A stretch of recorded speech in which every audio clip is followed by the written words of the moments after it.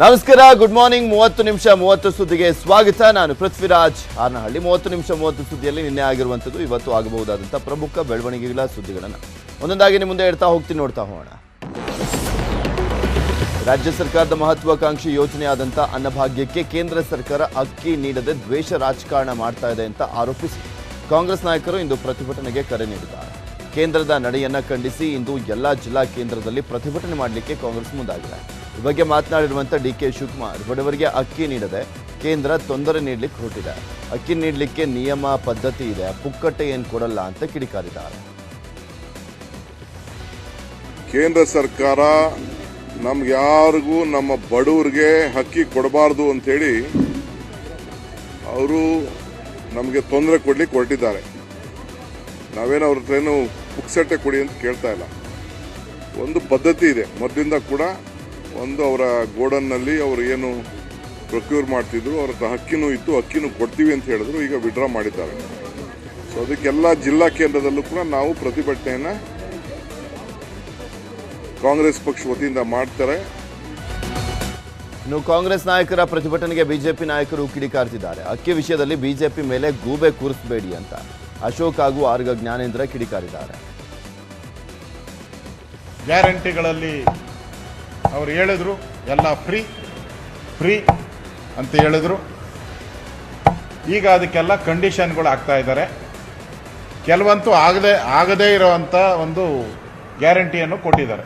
ನುಡಿದಂತೆ ನಡೆಯದ ಸರ್ಕಾರ ಕಾಂಗ್ರೆಸ್ ಸರ್ಕಾರ. ಗ್ಯಾರಂಟಿಗಳಲ್ಲಿ ಅವರು ಹೇಳಿದ್ರು ಎಲ್ಲ ಫ್ರೀ. ಬಿಜೆಪಿ ಇದನ್ನು ಖಂಡಿಸುತ್ತೆ, ಇದರ ವಿರುದ್ಧ ಪ್ರತಿಭಟನೆ ಮಾಡುತ್ತೆ. 10 kg ಅಕ್ಕಿಯನ್ನು ಅವ್ರು ಕೊಡಬೇಕು, 5 kg ಕೇಂದ್ರ ಕೊಡ್ತಾ ಇದೆ, 10 kg ಅವ್ರು ಕೊಡಲಿ, ಒಟ್ಟು 15 kg ಜನಕ್ಕೆ ಸಿಕ್ಕಲಿ. ಯಾಕೆ ತೊಗೊಳೋದಿಲ್ಲ ಅಂದರೆ ಇವ್ರಿಗೆ ಕಮಿಷನ್ ಸಿಕ್ಕೋದಿಲ್ಲ ಅಂತ. ಬೇರೆ ರಾಜ್ಯದಲ್ಲಿ ಪರ್ಚೇಸ್ ಮಾಡಿದ್ರೆ ಕಮಿಷನ್ ಸಿಗ್ತದೆ. ಇಲ್ಲಿ ರಾಜ್ಯದಲ್ಲಿ ರೈತರ ಹತ್ರ ಕೊಂಡ್ಕೊಳ್ಳಿ, ಮಿಲ್ಗಳ ಹತ್ರ ಕೊಂಡ್ಕೊಳ್ಳಿ, ನಮ್ಮ ರೈತರಿಗೆ ಒಳ್ಳೆಯ ಧಾರಣೆ ಸಿಗ್ತದಲ್ಲ. ಅದರಿಂದ ಈ ಕೆಲಸ ಮಾಡಬೇಕು. ರಾಜ್ಯ ಸರ್ಕಾರದ ಜನವಿರೋಧಿ ನೀತಿಗಳನ್ನು ಖಂಡಿಸಿ ಮತ್ತು ಗ್ಯಾರಂಟಿ ಆಯೋಜನೆಯಡಿ ಬಡವರಿಗೆ 10 kg ಅಕ್ಕಿ ವಿತರಿಸಬೇಕು ಅಂತ ಆಗ್ರಹಿಸಿ ಬಿಜೆಪಿ ಇಂದು ಪ್ರತಿಭಟನೆ ನಡೆಸಲಿದೆ. ಸರ್ಕಾರದ ವಿರುದ್ಧ ಬಿಜೆಪಿ 3 ಹಂತಗಳಲ್ಲಿ ಹೋರಾಟಕ್ಕೆ ಸಿದ್ಧತೆಯನ್ನು ಮಾಡಿಕೊಳ್ತಾ ಇದೆ. ಸರ್ಕಾರದ ವೈಫಲ್ಯ ಖಂಡಿಸಿ ಪ್ರತಿಭಟನೆ ಸಂಬಂಧ ನಿನ್ನೆ ಬಿಜೆಪಿ ಕಚೇರಿಯಲ್ಲಿ ಮಹತ್ವದ ಸಭೆ ನಡೆಯಿತು. ಕಟೀಲ್ ನೇತೃತ್ವದಲ್ಲಿ ನಡೆದಂಥ ಸಭೆಯಲ್ಲಿ ಬೊಮ್ಮಾಯಿ ಸೇರಿದಂತೆ ಹಲವು ನಾಯಕರು ಭಾಗಿಯಾಗಿದ್ದರು. ಕಾಂಗ್ರೆಸ್ ಸರ್ಕಾರ ರಚನೆಯಾಗಿ ಕೇವಲ 1 ತಿಂಗಳಾಯಿತು ಅಷ್ಟೇ. ಅಷ್ಟರಲ್ಲೇ ಕಾಂಗ್ರೆಸ್ ಪಾಳ್ಯದಲ್ಲಿ ಸಿಎಂ ಕುರ್ಚಿ ಕಿತ್ತಾಟ ಶುರುವಾಗಿದೆ. ಸಿಎಂ ಸಿದ್ದರಾಮಯ್ಯ ಪರ ಒಂದು ಬಣ ಬ್ಯಾಟಿಂಗ್ ಮಾಡ್ತಾ ಇದ್ದಾರೆ, ಡಿ.ಕೆ. ಶಿವಕುಮಾರ್ ಪರ ಇನ್ನೊಂದು ಬಣ ಬ್ಯಾಟ್ ಬೀಸ್ತಾ ಇದೆ. ಈ ಬಗ್ಗೆ ಸಿಎಂ ಸಿದ್ದರಾಮಯ್ಯ ಅವರನ್ನ ಕೇಳಿದ್ರೆ ಮಾಧ್ಯಮಗಳ ಮೇಲೇನೆ ಗರಂ ಆಗ್ತಿದ್ದಾರೆ. ಎಲ್ಲವೂ ಮಾಧ್ಯಮ ಸೃಷ್ಟಿ ಎನ್ನುವ ಸಿಎಂ ಸಿದ್ದರಾಮಯ್ಯನವರೇ ಮಾಧ್ಯಮ ಎಂದರೆ ಮಹದೇವಪ್ಪನ, ಸತೀಶ್ ಜಾರಕಿಹೊಳಿನ ಅನ್ನುವಂಥ ಪ್ರಶ್ನೆಯನ್ನ ಬಿಜೆಪಿಯವರು ಮಾಡ್ತಾ ಇದ್ದಾರೆ. ಇವರು ಮಾತನಾಡಿದ್ದನ್ನೇ ಮಾಧ್ಯಮಗಳು ತೋರಿಸಿದ್ದು. ಸಚಿವರು ಶಾಸಕರಿಗೆ ಅಧಿಕಾರ ಹಂಚಿಕೆ ಒಪ್ಪಂದ ಬಗ್ಗೆ ಕ್ಲಾರಿಟಿ ಇಲ್ಲ, ಅದಕ್ಕಾಗಿ ಪದೇ ಪದೇ ಮಾತಾಡ್ತಾ ಇದ್ದಾರೆ. ಮಾದೇವಪ್ಪನವರು, ಎಂ.ಬಿ. ಪಾಟೀಲ್ ಅವರು ಎಷ್ಟು ವರ್ಷ ಅಧಿಕಾರ ಹಂಚಿಕೆ ಆಗಿದೆ? ನಿಮ್ಗೆ ಯಾಕೆ ಈಗ ನಮ್ಮ ಸರ್ಕಾರ ಬಂದರೆ ಕೆಲಸ ಮಾಡ್ತಾ ಇದ್ದೀವಿ. Why are asking that question. ಮಾದೇವಪ್ಪನವರು ಏನು ಮಾದೇವಪ್ಪ ಹೇಳಿದ್ರು ಅವ್ರನ್ನೇ ಕೇಳಿ ಹೋಗಿ. You please ask him. ನೀವು 5 ವರ್ಷ ಇರ್ತೀರಾ ನಿಮ್ಮಲ್ಲೇ? ನೀವು 5 ವರ್ಷ ಕಂಪ್ಲೀಟ್ ಮಾಡ್ತೀರಾ ಅಥವಾ 2.5 ವರ್ಷ ಅಂತ ನಿಮ್ಮಲ್ಲೇ ಗೊಂದಲ ಇದೆ. ಯಾರು ಹೇಳಿದವ್ರು ಬಂದಿಲ್ಲ, ಯಾರು ನೀವೇ ಕ್ರಿಯೇಟ್ ಮಾಡಿ ಶಿಷ್ಯ ಮಾಡ್ಕೊಂಡಿದ್ದಾರೆ. ನೀನೇ ಕ್ರಿಯೇಟ್ ಮಾಡಿರೋದು, ನೀನೇ ಕ್ರಿಯೇಟ್ ಮಾಡಿರೋದು. ಗೊಂದಲ ನಮ್ಮಲ್ಲಿ ಇಲ್ಲ, ಗೊಂದಲ ಕ್ರಿಯೇಟ್ ಮಾಡಿರೋರು ನೀವು. ಮತ್ತ ಕಾಂಗ್ರೆಸ್ನಲ್ಲಿ ಸಿಎಂ ಕುರ್ಚಿಗೆ ಕಿತ್ತಾಟ ಜೋರಾಗ್ತಾ ಇದ್ದಂತೆ ಕಮಲ ನಾಯಕರು ಕಿಚಾಯಿಸೋದಕ್ಕೆ ಶುರು ಮಾಡಿದ್ದಾರೆ. ಕಾಂಗ್ರೆಸ್ ಸರ್ಕಾರ ಡಿಸೆಂಬರ್ನಲ್ಲಿ ಬಿದ್ದು ಹೋಗುತ್ತೆ ಅಂತ ಬಿಜೆಪಿ ರಾಜ್ಯಾಧ್ಯಕ್ಷ ನಳಿನ್ ಕುಮಾರ್ ಕಟೀಲ್ ಭವಿಷ್ಯವನ್ನ ನುಡಿದುಬಿಟ್ಟಿದ್ದಾರೆ. ಬೆಂಗಳೂರಲ್ಲಿ ಮಾತನಾಡಿದಂಥ ಅವರು ಸಿದ್ದರಾಮಯ್ಯ ಹಾಗೂ ಡಿ.ಕೆ.ಶಿ ನಡುವಿನ ಕುರ್ಚಿ ಕಲಹದಿಂದ ಡಿಸೆಂಬರ್ನಲ್ಲಿ ಸರ್ಕಾರ ಬಿದ್ದೋಗ್ಬಿಡುತ್ತೆ ಅಂತ ಕಟೀಲ್ ಹೇಳ್ಬಿಟ್ಟಿದ್ದಾರೆ. ಬಿಜೆಪಿ ಪರಿಷತ್ ಸದಸ್ಯ ಛಲವಾದಿ ನಾರಾಯಣ ಸ್ವಾಮಿ ಸಹ ಕಿಡಿಕಾರಿದ್ದಾರೆ. ಮಾಜಿ ಸಿಎಂ ಬೊಮ್ಮಾಯಿ, ಮಾಜಿ ಸಚಿವ ಅಶೋಕ್ ಕೂಡ ಸರ್ಕಾರದ ವಿರುದ್ಧ ಮಾತನಾಡಿದ್ದಾರೆ. ಕೆಲಸ ಕಾರ್ಯಗಳನ್ನು ಕಾಂಗ್ರೆಸ್ ಸರ್ಕಾರ ಮಾಡ್ತಾ ಇದೆ. ಹೀಗಾಗಿ ರೈತರಿಗೂ ಜನಸಾಮಾನ್ಯರಿಗೂ ಹೊರೆಯಾಗುವಂಥ ಕೆಲಸವನ್ನು ಕಾಂಗ್ರೆಸ್ ಮಾಡ್ತಾ ಇದೆ.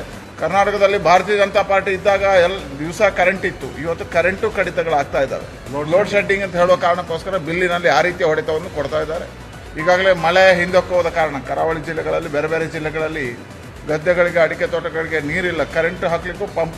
ಪಾರ್ಲಿಮೆಂಟ್ ಎಲೆಕ್ಷನ್ ಆಗುವವರೆಗೆ ಮುಖ್ಯಮಂತ್ರಿಯಾಗಿ ಮಾನ್ಯ ಸಿದ್ದರಾಮಯ್ಯನವರು ಇರೋದು. ಪಾರ್ಲಿಮೆಂಟ್ ಎಲೆಕ್ಷನ್ ಆಗಿದ ತಕ್ಷಣ ಇನ್ನು 4 ವರ್ಷಗಳು ಉಳೀತದೆ. ಆ 4 ವರ್ಷಗಳಿಗೆ ಒಬ್ಬರನ್ನ ದಲಿತರನ್ನ ಮುಖ್ಯಮಂತ್ರಿ ಮಾಡಬೇಕು. ಅದಾದ ನಂತರ ಡಿ.ಕೆ. ಶಿವಕುಮಾರ್ಗೆ ಕೊನೆಯ ಹಂತದಲ್ಲಿ ಕೊಡಬೇಕು. ಅವರ ನಾಯಕತ್ವದಲ್ಲಿ ಮತ್ತೆ ಚುನಾವಣೆಗೆ ಹೋಗಬೇಕು. ಈ ರೀತಿ ಒಳ ಒಪ್ಪಂದಗಳಾಗಿದೆ. ಈ ಒಳ ಒಪ್ಪಂದಗಳು ಯಾರಿಗೂ ಗೊತ್ತಿಲ್ಲ. ಮುಖ್ಯಮಂತ್ರಿಗಳು 5 ವರ್ಷ ಇರ್ತಾರೆ ಅಂತ ಒಬ್ಬೊಬ್ಬರೇ ಸಚಿವರು ಹೇಳೋದು ನೋಡಿದ್ರೆ ಸಚಿವ ಸಂಪುಟದ ಸದಸ್ಯರಿಗೆ ಮುಖ್ಯಮಂತ್ರಿಗಳು 5 ವರ್ಷ ಇರ್ತಾರೆ, ಈ ಸರ್ಕಾರ ಇರ್ತದೆ ಅನ್ನುವಂಥ ಅನುಮಾನ ಕಾಡ್ತಾ ಇದೆ. ಅವ್ರಿಗೆ ನಂಬಿಕೆ ಇಲ್ಲ. ಇಲ್ಲದ್ರಿಗೆ ಸರ್ಕಾರ ಸ್ಥಾಪನೆ ಆಗಿದೆ, ಮುಖ್ಯಮಂತ್ರಿಗಳಿದ್ದಾರೆ, ಸಚಿವ ಸಂಪುಟದ ಸದಸ್ಯರಾಗಿದ್ದಾರೆ, ಇದು ಹೇಳುವಂಥ ಅವಶ್ಯಕತೆ ಇರಲಿಲ್ಲ. ಅವರು ಯಾಕೆ ಹೇಳ್ತಾ ಇದ್ದಾರೆ? ನಮ್ಮ ಅಧ್ಯಕ್ಷರು ಹೇಳಿರೋ ಪ್ರಕಾರ ಸ್ವಲ್ಪ ಹೆಚ್ಚು ಕಮ್ಮಿ ನಾನು ಹೇಳಿದೆ ಪಾರ್ಲಿಮೆಂಟ್ ಎಲೆಕ್ಷನ್ ಆದಮೇಲೆ ಅಂತ ಹೇಳಿದ್ದೆ. ನಮ್ಮ ಅಧ್ಯಕ್ಷರು ಇನ್ನು ಸ್ವಲ್ಪ ಅರ್ಲಿ ಹೇಳಿದ್ದಾರೆ, ಡಿಸೆಂಬರ್ಗೆ ಹೋಗ್ಬೋದು ಮೋಸ್ಟ್ಲಿ ಅಂತೇಳಿ. ಚಳಿಯಲ್ಲ, ಕಾಂಗ್ರೆಸ್ಸು ಚಳಿ ಬಿಟ್ಟು ಹೋಗ್ತೈತೆ. ಅದರಿಂದ ಎನಿ ಟೈಮ್ ಈ ಥರ ಗುದ್ದಾಡ ಅಂಥದ್ದು ಅವ್ರದ್ದೇ ಕ್ಯಾಬಿನೆಟ್ಟು, ಅವ್ರದ್ದೇ ಮಂತ್ರಿಗಳು, ಯಾವುದೇ ಕಾರಣಕ್ಕೂ. ಪರಿಷತ್ ಚುನಾವಣೆಗೆ ಕಾಂಗ್ರೆಸ್ನ 3 ಹೆಸರು ಫೈನಲ್ ಮಾಡಲಾಗಿದ್ದು ಮಾಜಿ ಸಚಿವ, ಮಾಜಿ ಮುಖ್ಯಮಂತ್ರಿಗಳಾಗಿರುವಂಥ ಜಗದೀಶ್ ಶೆಟ್ಟರ್, ಸಚಿವ ಎನ್.ಎಸ್. ಬೋಸರಾಜು ಹಾಗೂ ತಿಪ್ಪಣ್ಣ ಕಮಕನೂರಿಗೆ ಮಣೆ ಹಾಕಲಾಗಿದೆ. ಈ ಮೂಲಕ ಲೋಕಸಭಾ ಚುನಾವಣೆಯನ್ನ ಟಾರ್ಗೆಟ್ ಮಾಡಿದ್ದಾರೆ. ಇನ್ನು ಪರಿಷತ್ ಪ್ರವೇಶಿಸುವಂತ ಶೆಟ್ಟರ್ ಮುಂದೆ ಸಭಾಪತಿ ಆಗ್ತಾರಾ ಅಥವಾ ಸಚಿವ ಸ್ಥಾನಕ್ಕೆ ಏರ್ತಾರಾ ಅನ್ನುವಂಥ ಕುತೂಹಲ ಮೂಡಿಸಿದೆ. ಶೆಟ್ಟರ್ಗೆ ಸ್ಥಾನಮಾನ ನೀಡುವ ಮೂಲಕ ವೀರಶೈವ ಲಿಂಗಾಯತ ಮತ ಭದ್ರ ಮಾಡಿಕೊಳ್ಳುವುದಕ್ಕೆ ಕೈಪಡೆ ಮುಂದಾಗಿದೆಯಂತೆ. ಆದಮೇಲೆ ನಾವು ಒಂದೇ ಒಂದು ಮಾತನ್ನು ಕಾಂಗ್ರೆಸ್ ನಾಯಕರಿಗೆ ಹೇಳಿದ್ದು, ಅಲ್ಲಿ ಭಾರತೀಯ ಜನತಾ ಪಾರ್ಟಿ ಸರಿಯಾದ ರೀತಿ ಗೌರವ ಕೊಡಲಿಲ್ಲ, ಸ್ವಾಭಿಮಾನಕ್ಕೆ ಪೆಟ್ಟು ಕೊಟ್ಟರು. ಆ ಹಿನ್ನೆಲೆಯಲ್ಲಿ ನಾನು ಅನ್ಕಂಡೀಷನಲ್ ಆಗಿ ಜಾಯ್ನ್ ಆಗ್ತಾ ಇದ್ದೀನಿ ಪಾರ್ಟಿಗೆ. ನಂದು ಒಂದೇ ಒಂದು ಅಂದರೆ ಗೌರವದಿಂದ ನಡ್ಕೊಳ್ರಿ ಅಂತ ಹೇಳ್ತೀನಿ. ಆ ರೀತಿ ಗೌರವದಿಂದ ನಡ್ಕೊಳ್ಳುವಂಥ ಕೆಲಸ ಕಾಂಗ್ರೆಸ್ ಅವರು ಮಾಡ್ತಾ ಇದ್ದಾರೆ. ಅದನ್ನು ಮುಂದುವರೆಸಿ ಎಂಎಲ್ಎ ಚುನಾವಣೆಯಲ್ಲಿ ಸೋತಿರುವಂಥ ಬಾಬುರಾವ್ ಚಿಂಚನಸೂರಿಗೆ ಟಿಕೆಟ್ ನೀಡ್ತಾರೆ ಅಂತಲೇ ಹೇಳಲಾಗ್ತಾ ಇತ್ತು. ಆದರೆ ಟಿಕೆಟ್ ಕೈತಪ್ಪಿದ್ದರ ಹಿಂದೆ ಹಲವಾರು ಕಾರಣಗಳಿವೆ ಅಂತ ಹೇಳಲಾಗ್ತಾ ಇದೆ. ಕಳೆದ ಲೋಕಸಭಾ ಚುನಾವಣೆಯಲ್ಲಿ ಮಲ್ಲಿಕಾರ್ಜುನ್ ಖರ್ಗೆ ಸೋಲಿಗೆ ಚಿಂಚನಸೂರ್ ಸಹ ಕಾರಣರಾಗಿದ್ರು ಅನ್ನುವಂಥ ಮಾತಿದೆ. ಅಲ್ಲದೆ ಶಿವಣ್ಣ ಖರ್ಗೆ ಆಪ್ತರಾಗಿರೋದ್ರಿಂದ ಅವರಿಗೆ ಮಣೆ ಹಾಕಲಾಗಿದೆ. ಸಿಎಂ ಸಿದ್ದರಾಮಯ್ಯ ಹಾಗೂ ಡಿ.ಕೆ. ಶಿವಕುಮಾರ್ ಬಣದ ಮಧ್ಯೆ ಕುರ್ಚಿ ಟಾಕ್ ಫೈಟ್ ನಡೀತಾ ಇರುವಂತಹ ಹೊತ್ತಲ್ಲೇ ಸಿಎಂ ಸಿದ್ದು ಸಂಪುಟ ಸದಸ್ಯರು ದೆಹಲಿ ಪ್ರವಾಸವನ್ನು ಕೈಗೊಂಡಿದ್ದಾರೆ. ಇದು ರಾಜ್ಯ ರಾಜಕೀಯದಲ್ಲಿ ತೀವ್ರ ಕುತೂಹಲವನ್ನು ಮೂಡಿಸಿದೆ. ನೂತನ ಸಚಿವರಿಗೆ ರಾಹುಲ್ ಗಾಂಧಿನೇ ಪಾಠ ಮಾಡುವ ಮೂಲಕ ಹೊಂದಾಣಿಕೆ ಮೂಡಿಸುವುದಕ್ಕೆ ಪ್ಲಾನ್ ಮಾಡಿದ್ದಾರೆ ಅನ್ನುವಂಥ ಮಾತುಗಳು ಕೇಳಿ ಬರ್ತಾ ಇದ್ದಾವೆ. ಅಲ್ಲದೆ ಲೋಕಸಭೆ ಚುನಾವಣೆಯ ದೃಷ್ಟಿಯಿಂದ ರಾಜ್ಯ ನಾಯಕರಿಗೆ ಹೈಕಮಾಂಡ್ ಕೆಲ ಟಾಸ್ಕ್ ಅನ್ನ ನೀಡಲಿದೆ ಅಂತ ಹೇಳಲಾಗ್ತಾ ಇದೆ. ಭಾಗ್ಯ ಯೋಜನೆಗೆ ಅಕ್ಕಿ ಹೊಂದಿಸುವುದಕ್ಕೆ ಸರ್ಕಾರ ಪರದಾಡ್ತಾ ಇರುವಂತಹ ಹೊತ್ತಲ್ಲಿ ಅಕ್ಕಿ ಪೂರೈಕೆ ಮಾಡುವುದಕ್ಕೆ ಪಂಜಾಬ್ ಸರ್ಕಾರ ಮುಂದಾಗಿದೆ. ಕರ್ನಾಟಕಕ್ಕೆ ಅಕ್ಕಿ ಕೊಡಲಿಕ್ಕೆ ನಾವು ಸಿದ್ಧ ಅಂತ ಪಂಜಾಬ್ ಸರ್ಕಾರ ಆಶ್ವಾಸನೆಯನ್ನು ನೀಡಿದೆ. ಈ ಬಗ್ಗೆ ಟ್ವೀಟ್ ಮಾಡಿರುವಂಥ ಆಮ್ ಆದ್ಮಿ ಪಕ್ಷದ ಕರ್ನಾಟಕ ಅಧ್ಯಕ್ಷ ಪೃಥ್ವಿ ರೆಡ್ಡಿ, ಸಿದ್ದರಾಮಯ್ಯ ಸರ್ಕಾರದ ಅನ್ನಭಾಗ್ಯ ಯೋಜನೆಗೆ ಪಂಜಾಬ್ ಸರ್ಕಾರ ಅಕ್ಕಿ ನೀಡಲಿದೆ ಅಂತ ಹೇಳಿದ್ದಾರೆ. ಅಲ್ಲದೆ ಬಿಜೆಪಿ ಮಲ್ತಾಯಿ ಧೋರಣೆ ತೋರ್ತಾ ಇದೆ ಅಂತಲೂ ಕೂಡ ಕಿಡಿಕಾರಿದ್ದಾರೆ. ಕಾಂಗ್ರೆಸ್ನ ಶಕ್ತಿ ಯೋಜನೆ ಜಾರಿಯಾದ ಮೇಲೆ ಮಹಿಳೆಯರ ದಂಡೆ ಸಾರಿಗೆ ಬಸ್ ಏರ್ತಾ ಇದೆ. ಹೀಗಾಗಿ ಮಹಿಳೆಯರ ಸುರಕ್ಷತೆಗಾಗಿ ಬೆಂಗಳೂರಿನ ಹಿರಿಯ ಪೊಲೀಸರು ಫೀಲ್ಡ್ಗೆ ಇಳಿದಿದ್ದಾರೆ. ಎಲ್ಲ ಬಸ್ಗಳಲ್ಲೂ ಕೂಡ ತಪಾಸಣೆ ನಡೆಸಿದ್ದು ಸಾರ್ವಜನಿಕರಿಗೆ ಅರಿವನ್ನು ಮೂಡಿಸಿದರು. ನಂತರ ಸಿಎಂ ಭೇಟಿ ಮಾಡಿದ ನಗರ ಪೊಲೀಸ್ ಆಯುಕ್ತ ಬಿ ದಯಾನಂದ ಮಹಿಳಾ ಸುರಕ್ಷತೆ ಬಗ್ಗೆ ಮಾಹಿತಿಯನ್ನು ಪಡ್ಕೊಂಡ್ರು. ಪ್ರಯಾಣ ಮಾಡ್ತಕ್ಕಂಥವರ ಸಂಖ್ಯೆ ಹೆಚ್ಚಾಗ್ತಾ ಇದೆ. ಹೀಗಾಗಿ ಅವರುಗಳಿಗೆ ಅವರ ಏನು ಆತಂಕಗಳಿದ್ದಾವೆ, ಸಮಸ್ಯೆಗಳಿದ್ದಾವೆ ಅನ್ನೋದ್ರ ಬಗ್ಗೆ ಕೇಳಿಕೊಂಡು ಜೊತೆಗೆ ಪೊಲೀಸರನ್ನು ಸಂಪರ್ಕಿಸೋದು ಯಾವ ರೀತಿಯಲ್ಲಿ, ಜೊತೆಗೆ ನಮ್ಮ 9480801000 ವಾಟ್ಸಪ್ ಕಂಪ್ಲೇಂಟ್ ನಂಬರ್ ಏನಿದೆ ಅದನ್ನು ಯಾವ ರೀತಿ ಉಪಯೋಗ ಮಾಡ್ಕೋಬೇಕು, ಅದೇ ರೀತಿ ಸೋಷಿಯಲ್ ಮೀಡಿಯಾ ಮುಖಾಂತರ ನಮ್ಮ ಪೊಲೀಸ್ ಇಲಾಖೆಯನ್ನು ಯಾವ ರೀತಿ ಸಂಪರ್ಕಿಸಬಹುದು ಅನ್ನೋದ್ರ ಬಗ್ಗೆ ವಿವರವಾದ ಮಹಿಳೆಯರ ಉಚಿತ ಪ್ರಯಾಣಕ್ಕೆ ಪರಿಷ್ಕೃತ ಮಾರ್ಗಸೂಚಿ ಪ್ರಕಟಿಸುವಂತ ಸಾಧ್ಯತೆ ಇದೆ. ಪರಿಷ್ಕೃತ ಮಾರ್ಗಸೂಚಿ ಸಿದ್ಧಪಡಿಸಲಿಕ್ಕೆ ಅಧಿಕಾರಿಗಳಿಗೆ ಸಾರಿಗೆ ಸಚಿವ ರಾಮಲಿಂಗಾರೆಡ್ಡಿ ಸೂಚನೆಯನ್ನು ಕೊಟ್ಟಿದ್ದಾರೆ. ಸಾರಿಗೆ ಬಸ್ನಲ್ಲಿ ಮಹಿಳೆಯರ ಪ್ರಯಾಣ ಹೆಚ್ಚಾಗಿದ್ದು ಗಂಡಸರು ಟಿಕೆಟ್ ಪಡೆದರೂ ಕೂಡ ಸೀಟ್ ಸಿಗ್ತಾ ಇಲ್ಲ. ವೀಕೆಂಡ್ನಲ್ಲಿ ಪುಣ್ಯಕ್ಷೇತ್ರಗಳ ಭೇಟಿ ಪ್ರಮಾಣ ಹೆಚ್ಚಾಗಿದೆ. ಶಾಲಾ ಕಾಲೇಜಿಗೆ ಹೋಗುವಂಥ ಮಕ್ಕಳಿಗೆ ಬಸ್ ಸಿಗ್ತಾ ಇಲ್ಲ. ಆದ್ದರಿಂದ ಪುಣ್ಯಕ್ಷೇತ್ರಗಳಿಗೆ ದೂರದ ಊರಿಗೆ ತೆರಳಬೇಕಿದ್ರೆ ರಿಸರ್ವೇಷನ್ ಮಾಡಿಸಿಕೊಂಡೇ ಪ್ರಯಾಣ ಮಾಡಬೇಕಾಗುತ್ತೆ.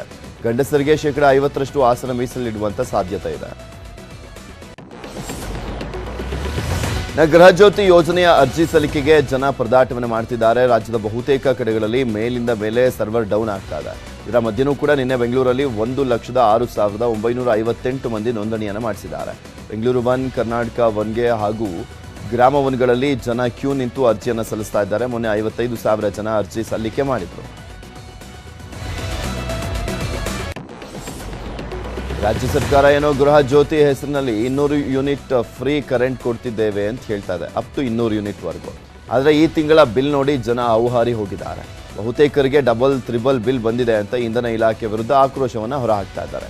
ಬಗ್ಗೆ ಬೆಸ್ಕಾಂ ಸ್ಪಷ್ಟನೆಯನ್ನು ಕೊಟ್ಟಿದ್ದು, 2 ದಿನಗಳಲ್ಲಿ ವಿದ್ಯುತ್ ಬಿಲ್ ಸರಿಪಡಿಸ್ತೀವಿ, ಗ್ರಾಹಕರ ಬಳಕೆಗೆ ಅನುಗುಣವಾಗಿಯೇ ಬಿಲ್ ನೀಡಲಾಗಿದೆ, ಯಾವುದೇ ಅಧಿಕ ಶುಲ್ಕ ಪಡೆದಿಲ್ಲ. ಒಂದು ವೇಳೆ ನಿಮ್ಗೇನಾದರೂ ಗೊಂದಲಗಳಿದ್ರೆ 1912ಗೆ ಕರೆಯನ್ನು ಮಾಡಿ ಅಂತ ಮಾಹಿತಿಯನ್ನು ಹಂಚಿಕೊಂಡಿದೆ. ಮತಾಂತರ ನಿಷೇಧ ಕಾಯ್ದೆ ವಾಪಸ್ಗೆ ಮುಂದಾಗಿರುವಂಥ ಕಾಂಗ್ರೆಸ್ ಸರ್ಕಾರದ ವಿರುದ್ಧ ಹಿಂದೂ ಸಂಘಟನೆಗಳು ಪ್ರತಿಭಟನೆಯನ್ನು ನಡೆಸಿದ್ವು. ದಕ್ಷಿಣ ಕನ್ನಡ ಜಿಲ್ಲೆಯ ಪುತ್ತೂರಿನ ಅಮರ್ ಜವಾನ್ ಜ್ಯೋತಿ ಬಳಿ ಪ್ರತಿಭಟನೆ ನಡೆಸಿ ಸರ್ಕಾರ ವಿರುದ್ಧ ಆಕ್ರೋಶವನ್ನು ವ್ಯಕ್ತಪಡಿಸಿದರು. ಇನ್ನು ಪ್ರತಿಭಟನೆಗೆ ಕಣಿಯೂರು ಮಠದ ಮಹಾಬಲೇಶ್ವರ ಸ್ವಾಮೀಜಿ ಸಹ ಸಾಥ್ ನೀಡಿದರು. ಈ ಬಗ್ಗೆ ಮಾತನಾಡಿರುವಂಥ ಪೇಜಾವರ ಶ್ರೀಗಳು ರಾಜ್ಯ ಸರ್ಕಾರದ ವಿರುದ್ಧ ಆಕ್ರೋಶ ಹೊರಹಾಕಿದ್ದಾರೆ. ಸರ್ಕಾರ ಈ 2 ಕಾಯ್ದೆಗಳನ್ನು ಹಿಂಪಡೆದುಕೊಳ್ಳುವ ತೀರ್ಮಾನವನ್ನು ಮಾಡಿದ್ದು ಅತ್ಯಂತ ಕಳವಳಕಾರಿಯಾಗಿರತಕ್ಕಂತಹ ಸಂಗತಿಯಾಗಿದೆ. ಈ ಕಾನೂನನ್ನು ಹಿಂಪಡೆಯುವ ದುಸ್ಸಾಹಸವನ್ನು ಮಾಡಬಾರದು. ಜನರ ಅಭಿಪ್ರಾಯವನ್ನು ಗಮನಿಸಿಕೊಂಡು ಆ ಕಾಯ್ದೆಯನ್ನು ತಟಸ್ಥ ರೀತಿಯನ್ನು ಮುನ್ನಡೆಸಬೇಕು ಅನ್ನೋದು. ತುಮಕೂರು ಜಿಲ್ಲೆಯಲ್ಲಿ 2 ಕಡೆ ಭೀಕರ ರಸ್ತೆ ಅಪಘಾತ ಸಂಭವಿಸಿದ್ದು 3 ಸ್ಥಳದಲ್ಲೇ ಸಾವನ್ನಪ್ಪಿದ್ದಾರೆ. ಗುಬ್ಬಿ ತಾಲೂಕಿನ ಕೆಜಿ ಟೆಂಪಲ್ ಬಳಿ ಬೈಕ್ಗಳ ಮಧ್ಯೆ ಮುಖಾಮುಖಿ ಡಿಕ್ಕಿಯಾಗಿದ್ದು 2 ಸಾವನ್ನಪ್ಪಿದ್ದಾರೆ. ಇನ್ನು ಮಧುಗಿರಿ ತಾಲೂಕಿನ ಮಿಡಿಗೇಶಿ ಬಳಿ ಕ್ಯಾಂಟರ್ ಹಾಗೂ ಬೈಕ್ ನಡುವೆ ಡಿಕ್ಕಿಯಾಗಿ ಬೈಕ್ ಸವಾರ ಮೃತಪಟ್ಟಿದ್ದಾರೆ. ಬಾಗಲಕೋಟೆ ಜಿಲ್ಲೆಯ ಬೀಳಗಿಯಲ್ಲಿ ಟಮ್ಟಮ್ಗೆ ಬೈಕ್ ಡಿಕ್ಕಿ ಹೊಡೆದಿದೆ. ಬೈಕ್ ಸವಾರ ಕೆಳಕ್ಕೆ ಬೀಳ್ತಾ ಇದ್ದಂತೆ ಹಿಂದೆ ಬರ್ತಾ ಇದ್ದಂಥ ಲಾರಿ ಯುವಕನ ಮೇಲೆ ಹತ್ತಿದೆ.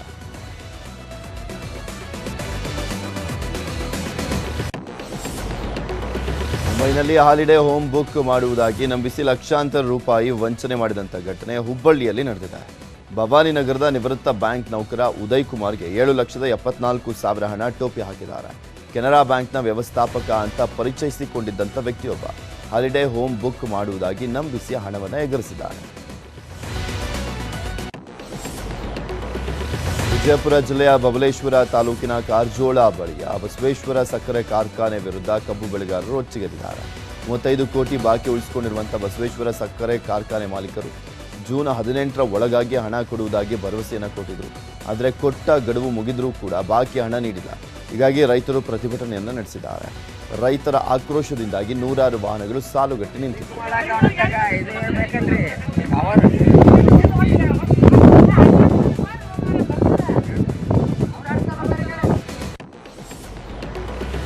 ಉಡುಪಿಯಲ್ಲಿ ನೀರಿಗಾಗಿ ಹಾಹಾಕಾರ ಶುರುವಾಗಿದ್ದು ಮಹಿಳೆಯರು ರೊಚ್ಚಿಗೆದ್ದಿದ್ದಾರೆ. ಖಾಲಿ ಕೊಡಪಾನ ಹಿಡಿದು ಬೀದಿಗಿಳಿದಂಥ ಮಹಿಳೆಯರು ಗ್ರಾಮ ಪಂಚಾಯತಿಗೆ ಮುತ್ತಿಗೆಯನ್ನು ಹಾಕಿದ್ದಾರೆ. ಅಂಬಲಪಾಡಿ ಗ್ರಾಮ ಪಂಚಾಯತ್ನ ಸುಮಾರು 90 ಮನೆಗಳಿಗೆ ಕುಡಿಯುವಂಥ ನೀರೇ ಸಿಗ್ತಾ ಇಲ್ವಂತೆ. ಹೀಗಾಗಿ ಟ್ಯಾಂಕರ್ ವ್ಯವಸ್ಥೆ ಮಾಡಬೇಕು ಅಂತ ಆಕ್ರೋಶವನ್ನು ಹೊರಹಾಕಿದ್ದಾರೆ.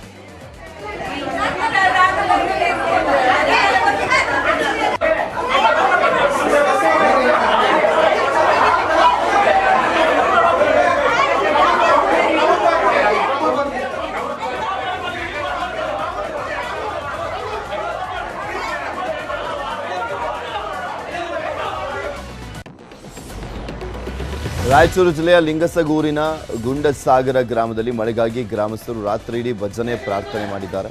ಮುಂಗಾರು ಮಳೆ ಕೈಕೊಟ್ಟ ಹಿನ್ನೆಲೆಯಲ್ಲಿ ಗ್ರಾಮಸ್ಥರು ಮಳೆಗಾಗಿ ದೇವರ ಮೊರೆ ಹೋಗಿದ್ದಾರೆ.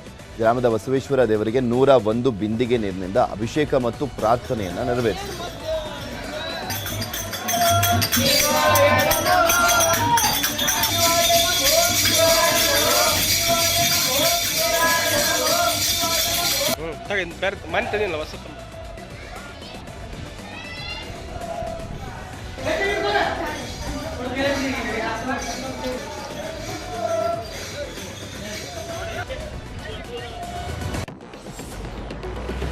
ಮಳೆಗಾಲ ಶುರುವಾಗಿ ಹಲವು ದಿನ ಕಳೆದರೂ ಕೂಡ ಇನ್ನೂ ಮಳೆ ಆಗ್ತಾ ಇಲ್ಲ. ಹೀಗಾಗಿ ಜನ ಜಾನುವಾರುಗಳು ತತ್ತರಿಸುವಂಥ ಪರಿಸ್ಥಿತಿ ನಿರ್ಮಾಣವಾಗಿದೆ.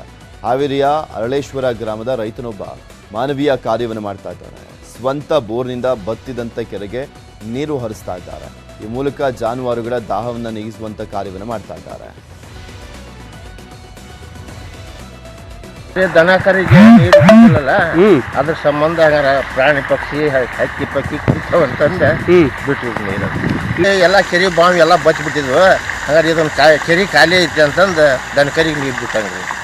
ಸಾಧಾರಣ 2 ತಿಂಗಳಿಂದ ಬಿಟ್ಟವ್ರಿ ದನ ಕರಿ. ರಾಜಸ್ಥಾನದಲ್ಲಿ ವರ್ಣನ ಆರ್ಭಟ ಜೋರಾಗಿದೆ. ನಿರಂತರವಾಗಿ ಸುರಿತಾ ಇರುವಂತಹ ಧಾರಾಕಾರ ಮಳೆಗೆ ಜನಜೀವನ ಸಂಪೂರ್ಣವಾಗಿ ಅಸ್ತವ್ಯಸ್ತವಾಗಿದೆ. ಮನೆಗಳಿಗೆ ನೀರು ನುಗ್ಗಿದ್ದು ಜನರು ಪರದಾಟವನ್ನು ಮಾಡ್ತಿದ್ದಾರೆ. ಹಲವೆಡೆ ಪ್ರವಾಹದ ಸ್ಥಿತಿ ನಿರ್ಮಾಣವಾಗಿದೆ.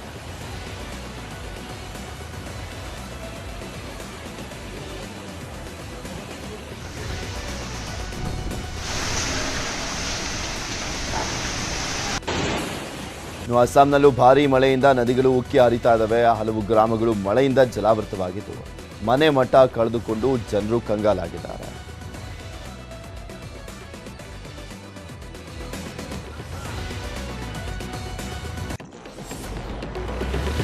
ಹಾಸನದಲ್ಲಿ RRT ಸಿಬ್ಬಂದಿಯನ್ನ ಒಂಟಿ ಸಲಗ ಅಟ್ಟಾಡಿಸಿದೆ. ಕಾಡಾನೆ ಚಲನವಲನ ಗಮನಿಸ್ತಾ ಇದ್ದಂತ ಅರಣ್ಯ ಇಲಾಖೆಯ RRT ಸಿಬ್ಬಂದಿ ಕಾಫಿ ತೋಟದ ಒಳಗಡೆ ಬಂದಂತ ಕೂಡಲೇ ಒಂಟಿ ಸಲಗ ಅಟ್ಟಾಡಿಸಿದೆ.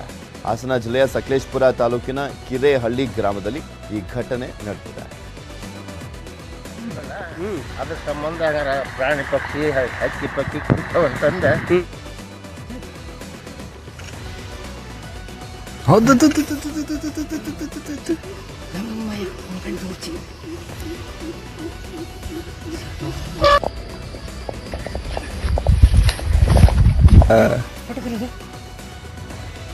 ಆನೆ ಜೊತೆ ಸೆಲ್ಫಿ ತೆಗೆದುಕೊಳ್ಳಿಕ್ಕೆ ಹೋದಂತ ಯುವಕ ಆನೆ ದಾಳಿಯಿಂದ ಜಸ್ಟ್ ಎಸ್ಕೇಪ್ ಆದಂತ ಘಟನೆ ಚಾಮರಾಜನಗರದಲ್ಲಿ ನಡೆದಿದೆ. ಕಾರ್ನಲ್ಲಿ ಹೋಗ್ತಾ ಇದ್ದಂತ ವ್ಯಕ್ತಿ ಆನೆಯನ್ನ ನೋಡ್ತಾ ಇದ್ದಂತೆ ಸೆಲ್ಫಿ ಕ್ಲಿಕ್ಕಿಸಿಕೊಳ್ಳಿಕ್ಕೆ ಮುಂದಾಗಿದ್ದ. ಗ್ರೇಟ್ ಬಚಾವ್ ಆಗಿದ್ದ.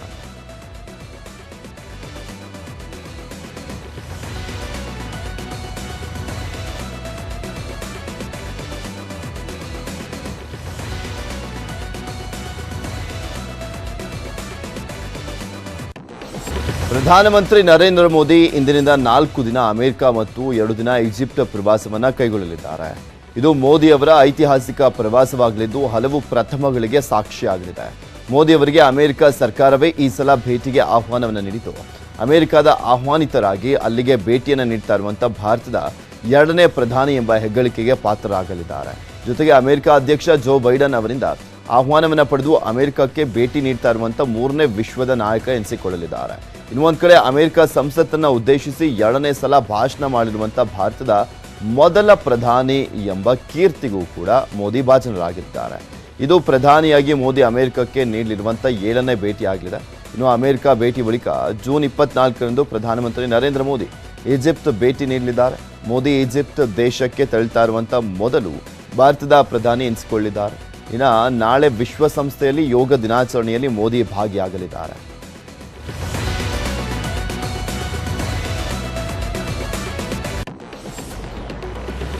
ಪುರಿ ಜಗನ್ನಾಥ ರಥಯಾತ್ರೆಗೂ ಮುನ್ನ ಜಗನ್ನಾಥ ದೇವಸ್ಥಾನದಲ್ಲಿ ನಡೆದಂಥ ಮಂಗಳ ಆರತಿಯಲ್ಲಿ ಕೇಂದ್ರ ಗೃಹ ಸಚಿವ ಅಮಿತ್ ಶಾ ಭಾಗಿಯಾಗಿದ್ದರು.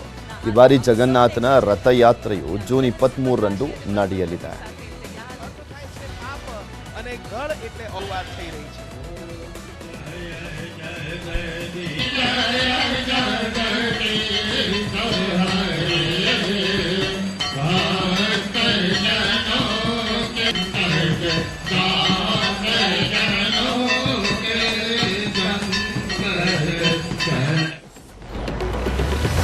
ಬೈಕರ್ ಸೇವಿಯರ್ಸ್ ಬೆಂಗಳೂರು ಸಹಯೋಗದಲ್ಲಿ ಅಂತಾರಾಷ್ಟ್ರೀಯ ಪುರುಷರ ಆರೋಗ್ಯದ ಜಾಗೃತಿಗಾಗಿ ಬೈಕ್ ರ್ಯಾಲಿಯನ್ನು ಮಾಡಲಾಯಿತು. ಮುಖ್ಯವಾಗಿ ಪುರುಷರ ಮೂತ್ರಶಾಸ್ತ್ರದ ಬಗ್ಗೆ ಸಾರ್ವಜನಿಕರಲ್ಲಿ ಜಾಗೃತಿಯನ್ನು ಮೂಡಿಸಲಿಕ್ಕೆ ಬೈಕ್ ಆಯೋಜನೆ ಮಾಡಲಿದ್ದಂತಹ ಈ ರ್ಯಾಲಿಯಲ್ಲಿ ಸುಮಾರು 100ಕ್ಕೂ ಹೆಚ್ಚು ಬೈಕ್ ಸವಾರರು ಭಾಗವಹಿಸಿದರು.